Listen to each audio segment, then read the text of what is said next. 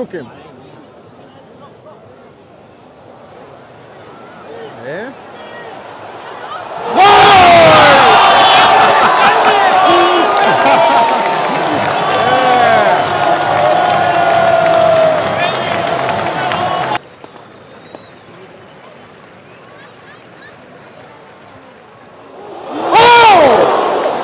Oh là là là là là là là.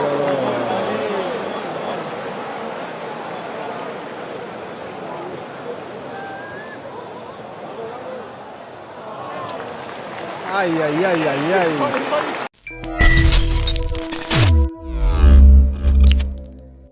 Bonjour les amis, je suis très heureux de vous retrouver aujourd'hui. Alors, je sais que le débrief aurait dû sortir, il n'a pas pu sortir parce que c'était compliqué, pas de connexion au stade. J'étais au stade, vous avez vu la vidéo d'intro, c'était en direct du stade. Il y a pas mal de choses à dire aujourd'hui. J'ai eu le privilège de rencontrer de nouveau le président Joan Laporta. Pour ceux qui sont sur les réseaux, vous l'avez déjà vu. J'ai également eu la chance de rencontrer Jules Koundé. On va en parler, hein. Mais pour l'instant, je veux qu'on commence par parler du match, d'accord, du contenu. Ça n'a rien à voir avec Laporta, avec Jules Koundé. Je veux juste qu'on se focalise sur le match, sur ce que je vois depuis le match contre Séville. C'est vrai que j'avais même pas sorti de vidéo sur la chaîne depuis la claque contre Séville parce que, je vous mens pas, les amis, j'avais besoin de prendre du recul, vraiment de m'éloigner un peu, de sortir de cette bulle-là parce que j'arrivais pas à comprendre. Back-to-back en plus, défaite contre le PSG, claque contre Séville. Séville qui s'est fait battre contre Mallorca, je pense, durant ce week-end. Donc oui, forcément, ça te fout une vraie claque. Et je vous mens pas que j'avais besoin de cette trêve internationale pour prendre du recul. Il n'y avait pas de vidéo sur la chaîne, je m'en excuse. Vous êtes beaucoup à m'avoir demandé voilà, sur mes réseaux. Mais c'est juste que vous me connaissez. Quand je le sens pas, je sors pas de vidéo juste parce que je dois sortir des vidéos. Mais donc voilà, j'étais pas dans le mood de sortir une vidéo. D'autant plus que je préparais mon voyage pour Barcelone ici. Et donc voilà, la vidéo elle est là. Aujourd'hui, on va essayer de faire une sorte de récap et aussi parler de tout ça. Donc installez-vous. Alors déjà, pour parler du match, effectivement, vu du stade, la première chose, avant même de parler du contenu du match qui a été poussif, je l'ai dit encore une fois sur les réseaux, c'était poussif, c'était une victoire difficile face à Girone qui n'est pas non plus une équipe très forte. Moi, la première chose qui m'a dérangé, c'est le stade. Vraiment le stade. Vivement qu'on revienne au Camp Nou. Je sais pas là qu'est-ce qui va se passer dans les prochaines semaines. Vivement le retour au Camp Nou. Parce que le Montjuïc, s'il a dépanné de fou, on va pas se mentir, c'est mieux que le Mini Estadi. 6000 places, c'est largement mieux. Mais lorsque tu es dans ce stade-là, le Montjuïc, vous voyez à la télé, quand vous êtes là, vous regardez les matchs, vous ressentez peut-être moins ce manque d'ambiance-là, même si on le ressent. Parce que je pense qu'il y a beaucoup de personnes qui pointaient du doigt le fait qu'au Montjuïc, c'était un cimetière à ciel ouvert. Moi-même, je pense que je l'avais dit la saison dernière dans pas mal de débriefs. C'est un stade de dépannage, on est d'accord. Mais, waouh! Je pense que là, ce que j'ai vécu, c'était ma première fois au Montjuïc, j'ai déjà été au Camp Nou, mais c'est le jour et la nuit. Ça n'a rien à voir, absolument rien à voir. Donc, vivement que le Barça retourne au Camp Nou, parce que le Montjuïc, ça ne t'apporte absolument aucun avantage. Pourtant, tu es censé avoir un avantage au niveau du fait de jouer à domicile, par exemple. Mais lorsque tu arrives et que le stade est vide, et le pire, c'est qu'il n'est pas vide. Le stade, il n'est pas vide. Il n'est pas vide. Donc le fait que ça soit autant rempli de personnes et que ça soit aussi plat, aussi calme, c'est pas une ambiance pour motiver les joueurs comme il faut, parce qu'on le voit, hein, on le voit que lorsque le Barça, ils entament le match, il y a une bonne ambiance, les joueurs ils rentrent bien dans le match jusqu'à l'ouverture du score, mais dès que Girone commence à avoir un face-à-face, ils égalisent. Malgré les petits efforts du stade, des supporters pour essayer de remobiliser les joueurs, ça n'a pas l'effet du Camp Nou en fait. Donc voilà, je voulais juste faire une petite parenthèse sur le stade avant de parler du contenu, parce que effectivement, lorsque tu es sur place et que tu vois la ligne du hors-jeu de tes propres yeux, tu as envie de sortir, rentrer. Vous avez vu un de ces flics sur la vidéo comment il pétait les plombs au bout d'un moment. Donc à chaque fois, tu le vois comme ça en direct sous tes yeux. Tu vois en plus comment les gars ils s'alignent. Parfois, vous savez, la caméra, lorsque tu le regardes à la télé, tu vois pas tout. Mais là, tu voyais les espaces, les gars. Là, ça faisait peur. D'autant plus que, vous savez, je l'ai dit hein, dans plein de débriefs par le passé, en tout cas récemment, là, quand ça commençait à se gâter au niveau du piège du hors-jeu, je pense que les adversaires, ils commencent aussi à s'adapter. Lorsque tu joues les mêmes adversaires, au bout d'un moment, ils commencent à s'adapter. Ils sont pas cons. Ce sont des coachs professionnels, ce sont des joueurs professionnels. Ils ont des séances tactiques vidéo aussi, des analyses vidéo. Donc forcément que tu vas pas faire la même tactique 1 million de fois sans te réinventer.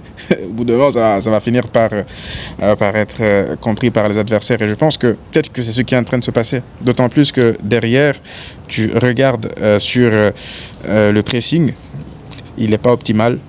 Il n'est pas optimal. On sait que dans ce style de jeu de flic, lorsque le pressing n'est pas optimal, c'est derrière en fait que c'est difficile pour les défenseurs. Ils sont tout de suite en train de courir maintenant vers leur but. On l'a vu plein de fois contre le FC Séville, on l'a vu contre Girone. Et oui, honnêtement, c'est inquiétant avant Madrid. Madrid joue ce soir. Je ne sais pas si cette vidéo elle va sortir ce soir ou demain. Il joue contre Retafe. Espérons qu'il lâche des points. Mais lorsque tu auras des attaquants comme Mbappé, comme Vinicius, je pense qu'il sera titulaire, ou des joueurs comme ça, tu leur laisses ces espaces-là en face à face, pas sûr qu'on ait le même résultat. La saison dernière, on laissait déjà des espaces comme ça vers la fin contre eux. Mais on s'en foutait qu'ils nous mettent 2 buts d'avance parce qu'on en mettait beaucoup plus. Le problème, c'est que là, cette saison, j'ai l'impression qu'on met beaucoup moins de buts aussi. Sur ces dernières semaines, on marque beaucoup moins. Donc, est-ce que c'est uniquement dû à l'absence de Lewandowski, de Ferran? Parce qu'il faut le dire, hein, Ferran absent, dernière minute, Lewandowski blessé. On a dû faire jouer le petit Tony Fernandez qui a joué un poste qui n'est pas le sien. On l'a vu, tu le voyais du stade, il était un peu perdu, il courait dans le vide.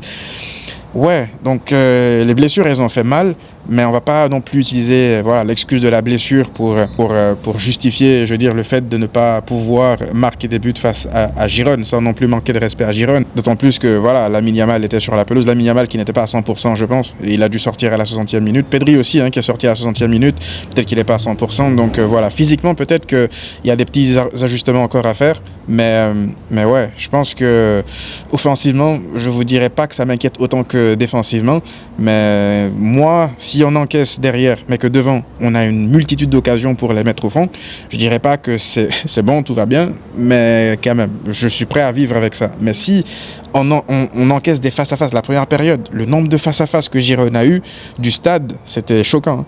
C'était choquant. Donc si tu concèdes autant d'occasions franches de face-à-face, j'aimerais qu'on puisse quand même vraiment générer un volume d'occasions dans le sens contraire beaucoup plus élevé aussi.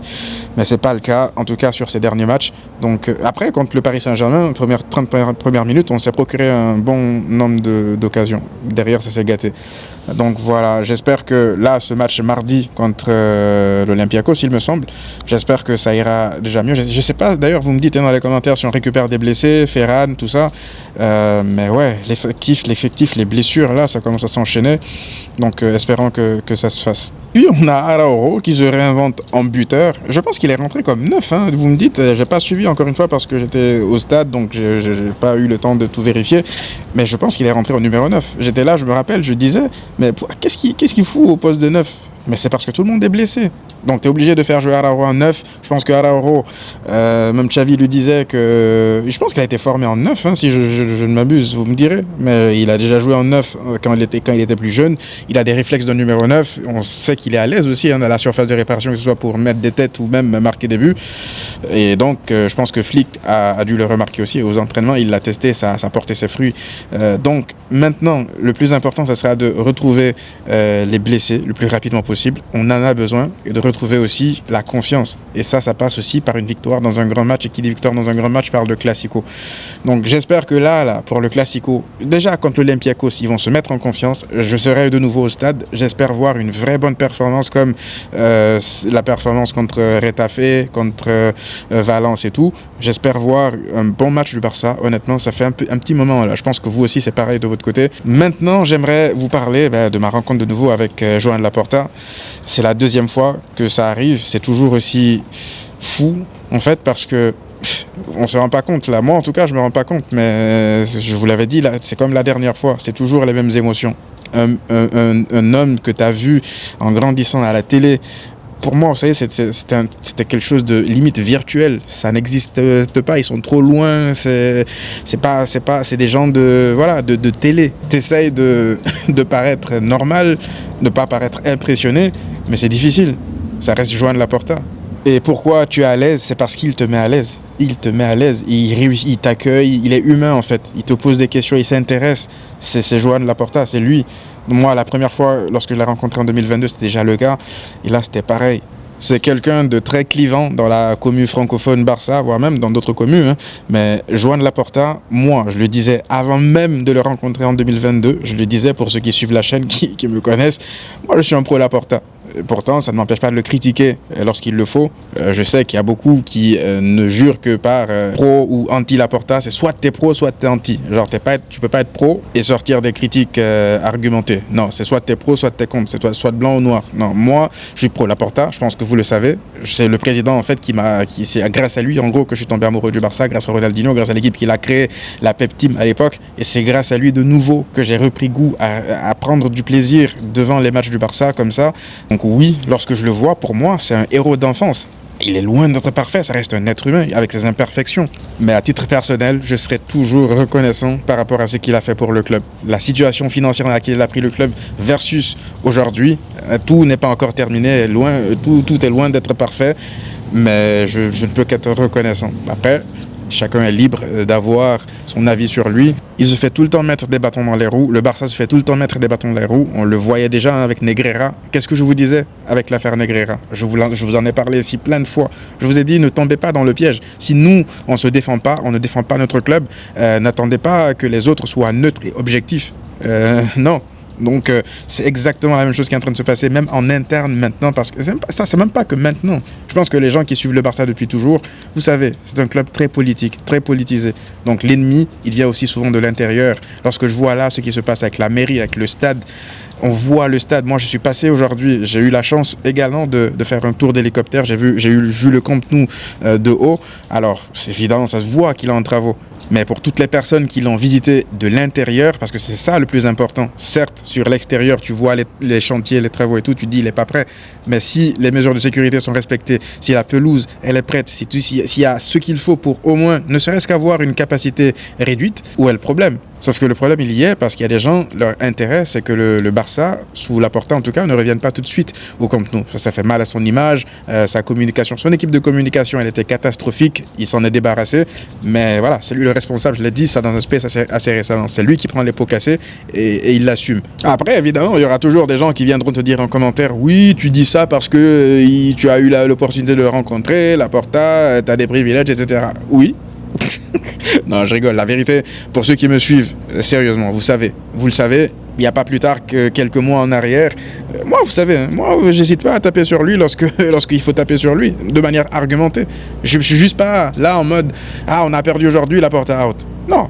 Je me rappelle, il y a un an en arrière, je sais plus, lorsque Flick venait d'arriver, un truc comme ça, je me rappelle qu'il y a plein de gens qui m'avaient insulté parce que j'avais pas dit Laporta out. Parce que je disais que même si j'étais en désaccord avec la communication, je vais pas lui manquer de respect, je vais pas l'insulter. Maintenant, pour les autres, vous pouvez pas contrôler l'opinion publique de tout le monde. Hein. Chacun pensera ce qu'il veut. Donc voilà, toujours un immense plaisir, un privilège de fou d'être accueilli par Laporta. Sa relation aussi avec Youss.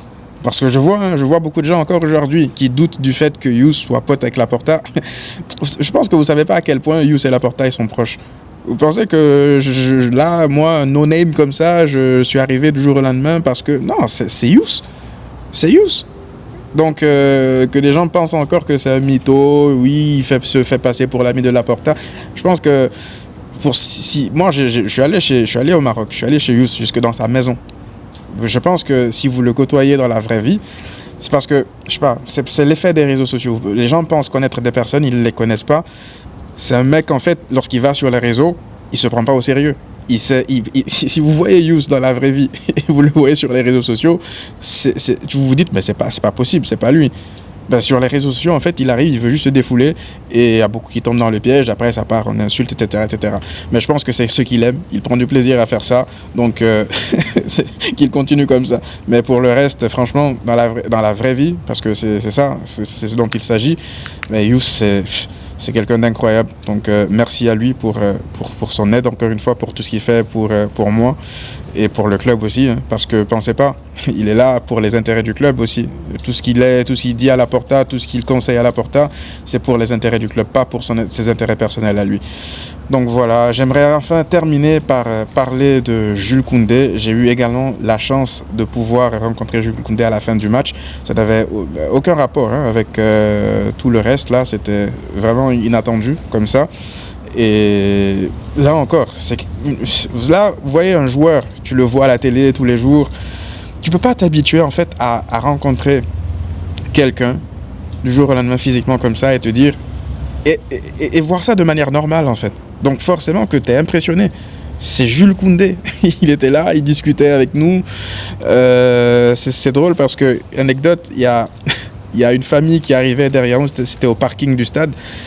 Je ne sais pas si c'était leur voiture, on était adossés sur leur véhicule. Mais eux, ils avaient vu Jules Koundé, on parlait avec lui. Donc ils arrivent, ils font signe, ils pointent un peu du doigt parce que Jules était un peu adossé sur le véhicule. Et moi, mon premier réflexe, c'est de dire, je pense qu'ils veulent monter dans leur voiture. Mais j'oublie en fait que c'est pas ça, c'est Jules Koundé qui est là. Donc forcément qu'ils veulent prendre des photos avec lui, c'est Jules Koundé, tu vois. Mais ça, tu le captes, tu te rends compte que lorsque tu es là, tu vis le moment en fait. Et j'étais impressionné aussi par son humilité, par sa simplicité.